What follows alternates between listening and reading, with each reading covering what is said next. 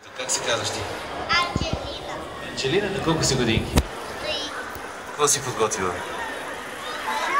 Дядо моя идва тук за новата година.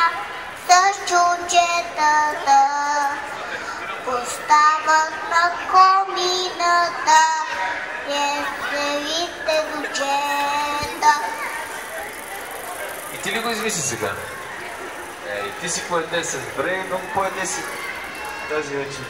А не знаеш ли някоя песечка или стихче, която си научил в детската градина или вкъщи? Къщи. Добре, дай да чуем нещо, което си научила. Пяскайте ячички с нови ръкавички. Пяскайте ячички с нови ръкавички. До тук ли знаеш? Добре. Ти ще да научиш малко по-дълга песечка или стихче, обещаваш ли? Да се видим другия път да знаеш.